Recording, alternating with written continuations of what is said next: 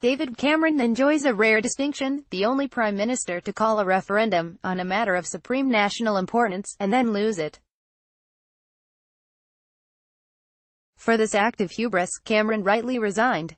But after more than 2 years spent writing his memoirs in a luxury shed, the former prime minister is reportedly bored shitless.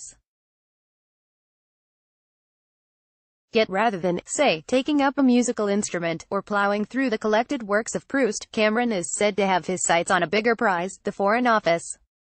The Sun's political editor Tom Newton-Dunn, a reliable source of Cameroon Kremlinology, reports that the former PM has told friends he is mulling a return to frontline politics, and fancies being foreign secretary.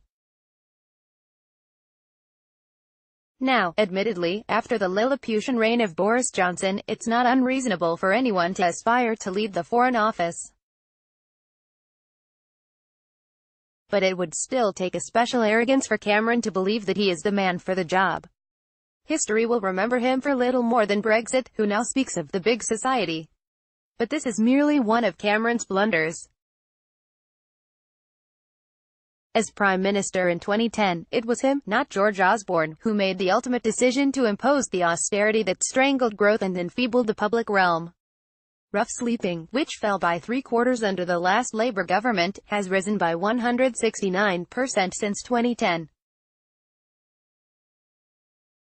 Nearly 1,000 Sure Start children's centres and 478 libraries are estimated to have closed. Again, so much for the big society. Wherever one looks, the economy, the longest fall in living standards since the Napoleonic Wars, the NHS still recovering from the coalition's reckless reorganization, the prison system, understaffed and overwhelmed, local government, shrunken councils struggling to meet their legal duties. The baleful legacy of the Cameron administration is clear. At the Foreign Office, Cameron, mercifully, would have little sway over domestic policy. But his qualifications for this alternative role are hardly stronger. When Cameron became Conservative leader in 2005, he told aides of foreign policy, "Look, this is an area where I need help," and so it proved. Cameron became the first prime minister since Lord North in 1782 to lose a vote on a matter of peace and war after failing to make a compelling case for military action in Syria.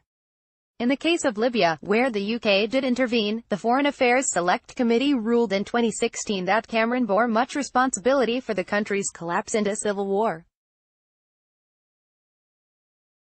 Through his decision-making in the National Security Council, former Prime Minister David Cameron was ultimately responsible for the failure to develop a coherent Libya strategy, it concluded.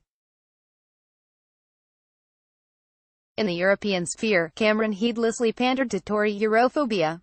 He withdrew the Conservatives from the mainstream centre-right EU grouping, aligning his party with assorted far-right nationalists and xenophobes. Though the pledge helped him secure the Tory leadership in 2005, centre-right leaders were appalled by his opportunism and moral relativism. Angela Merkel, the auntie, who Cameron hoped would come to his rescue during the Brexit negotiations, felt no compulsion to do so. And when he desperately campaigned for Remain in 2016, having long derided Brussels as bureaucratic ogre, few skeptics were prepared to believe him. Once asked why he wanted to become Prime Minister, Cameron replied, "Because I think I'd be good at it." In his desire to become Foreign Secretary, this toxic combination of complacency and arrogance has once again asserted itself.